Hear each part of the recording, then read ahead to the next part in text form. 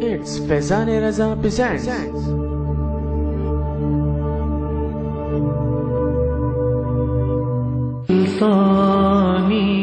بسم اللہ الرحمن الرحیم۔ اللہ تبارک و تعالیٰ کے پاکیزہ نام سے ابتدا کرتے ہیں جو بہت مہربان نہایت رحم والا ہے۔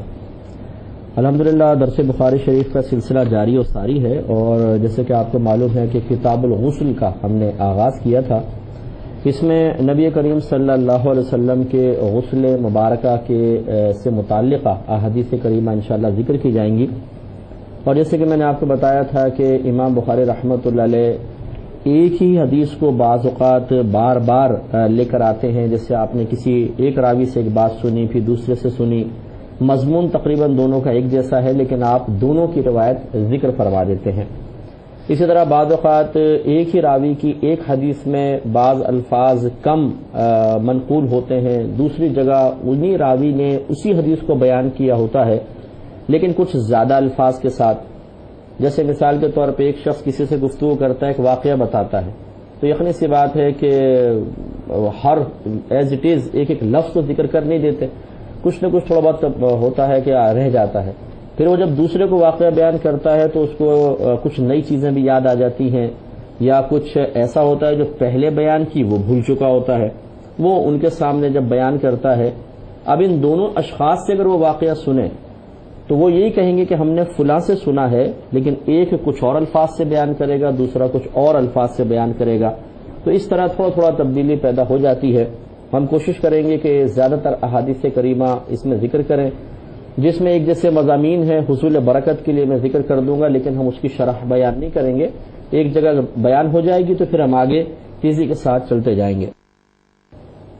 تو ابھی یہ حدیث پاک چل رہی تھی، حدیث نمبر 248 سے میں دوبارہ اس کو لیتا ہوں۔ امام بخاری رحمۃ اللہ علیہ نے باب قائم کیا ہے، باب الوضوء قبل الغسل، یعنی غسل سے پہلے وضو کرنے کا باب۔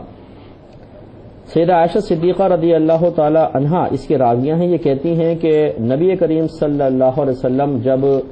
غسل جنابت فرماتے تھے تو پہلے اپنے ہاتھوں کو دھوتے، پھر اس طرح وضو کرتے جس طرح نماز کا وضو کرتے تھے،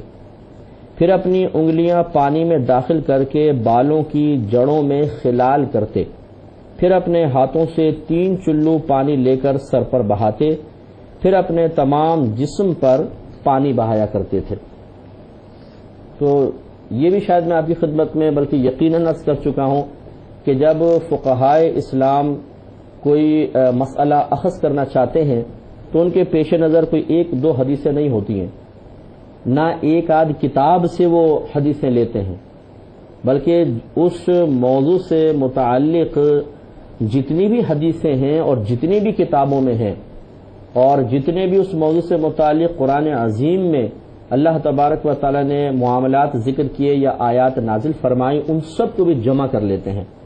پھر جمع کرنے کے بعد ان سے مسائل نکالے جاتے ہیں، اور اس میں پھر یقینی سی بات ہے کہ جب ساری کتابیں سامنے ہوتی ہیں اور ہر بیان کردہ راوی کی بات سامنے آ جاتی ہے تو پھر اس میں یقینی سی بات ہے جب خلاصہ نکالا جاتا ہے تو وہ بڑا کامل ہوتا ہے۔ مثال کے طور پہ جیسے آپ فقہ کی کتاب اٹھا کر پڑھیں گے تو اس میں غسل کا طریقہ بڑی تفصیل کے ساتھ لکھا ہوگا، جیسے ہم نے آپ کو بتایا بھی تھا کہ سنت کریمہ ہے کہ پہلے آپ دل میں نیت کو حاضر کر لیں، اس کے بعد بسم اللہ الرحمن الرحیم، اگر ستر ڈھکا ہوا ہے تو پڑھیں، وہ بھی واش روم سے باہر پڑھیں، پھر اندر داخل ہو تو ذکر نہیں کرتے ہیں، لیکن یہ دل میں آپ اللہ کا نام ذکر کر سکتے ہیں۔ اس کے بعد دونوں ہاتھوں کو پہنچوں تک دھوئیں، پھر جسم پر اگر کہیں کوئی نجاست وغیرہ لگی ہے اس کو دھوئیں، پھر ستر کا مقام دھوئیں، پھر نماز کی طرح کا وضو کر لیں۔ اس کے بعد پورے جسم پر تیل کی طرح پانی کو مل لیں، پھر سیدھے کندھے پر 3 مرتبہ پانی ڈالیں، پھر الٹے کندھے پر 3 مرتبہ پانی ڈالیں، پھر سر پہ اور بقیہ دھڑ پر پانی ڈالیں، اور پانی ڈالتے ہوئے جسم کو ملتے جائیں۔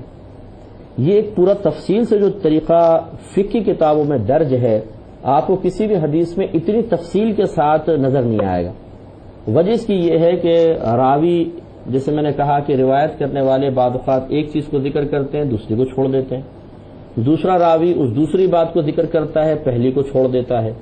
فقہا کا کام ہوتا ہے، علماء اسلام کا یہ کام رہا ہے کہ وہ ان دونوں راویوں کی روایت کو سامنے لاتے ہیں ان سے بھی الفاظ لیتے ہیں، ان سے بھی الفاظ لیتے ہیں، اور پھر اس کا مجموعہ بنا کے ہمارے سامنے پیش کر دیا جاتا ہے۔ ہمیں بڑی ترتیب کے ساتھ پرفیکٹ ایک چیز حاصل ہو جاتی ہے، اور یہ فقہاء کرام کا بہت بڑا احسان ہے کہ انہوں نے بلا مبالغہ لاکھوں احادیث کریمہ کو سامنے رکھ کر تتبع اور جستجو کے بعد پھر اس کا خلاصہ نکال کر ہم عوام کی آسانی کے لیے ہمارے سامنے پیش کر دیا، اور قیامت تک کے لیے ایک بالکل واضح، صاف اور مکمل مضامین کے ساتھ مواد ہمارے پاس موجود ہے۔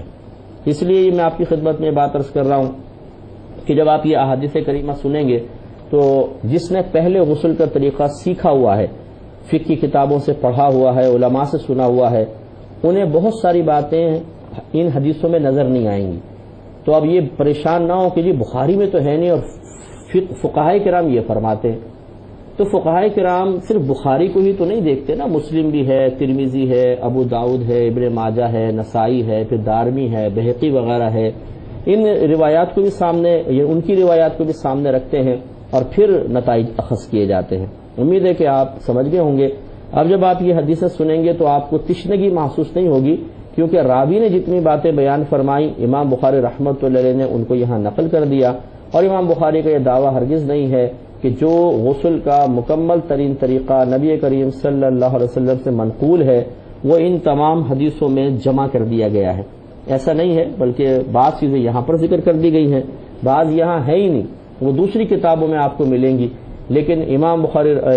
فقہاء اسلام کا یہ کارنامہ کہہ لیں، اور ان کا بہت بڑا ہم پر احسان کہہ لیں کہ انہوں نے ان تمام کتابوں کو سامنے رکھ کر اس کا خلاصہ نکال کر ہمارے سامنے پیش کر دیا ہے۔ تو یہاں پر بھی ایسے ہی ہوا۔ دیکھیں، سیدہ عائشہ صدیقہ رضی اللہ تعالی عنہا کہتی ہیں کہ نبی کریم صلی اللہ علیہ وسلم جب غسل جنابت فرمایا کرتے تھے تو پہلے اپنے ہاتھوں کو دھوتے تھے۔ یہ سنت کریمہ ہے کہ دونوں ہاتھ دھوئیں، پھر اس طرح وضو کرتے جس طرح نماز کا وضو کیا کرتے تھے۔ اب دیکھیں درمیان میں آپ نے وہ تمام چیزیں چھوڑ دیں کہ نیت کرنا، پھر دونوں ہاتھ دھونا، پھر اس کے بعد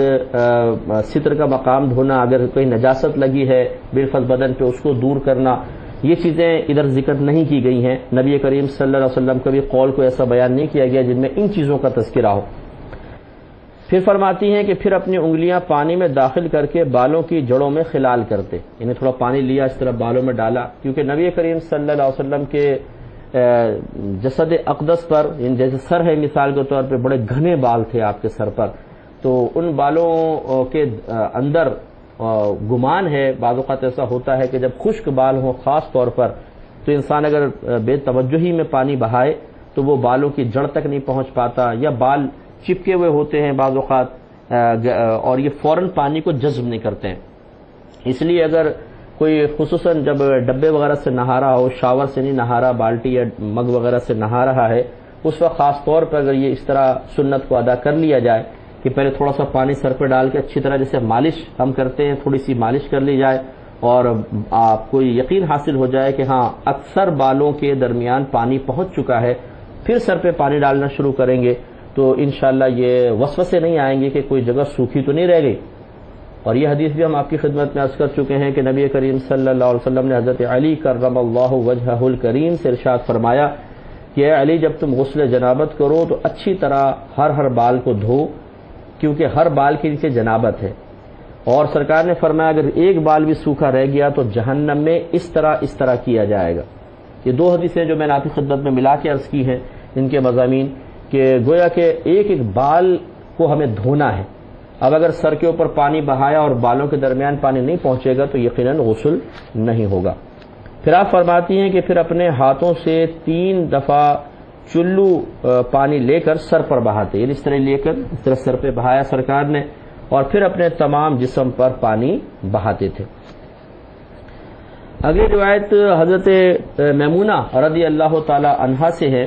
وہ بیان کرتی ہیں کہ نبی کریم صلی اللہ علیہ وسلم آپ نے اس طرح وضو کیا جس طرح نماز کے لیے وضو کرتے ہیں، لیکن اس کے ساتھ ساتھ اپنے پیروں کو نہیں دھویا، باقی وضو مکمل کر لیا، اور اپنے ستر کو دھویا، اور اس پر جسم پر اگر کوئی ایسا کوئی چیز لگی تھی اس کو بھی دھو دیا،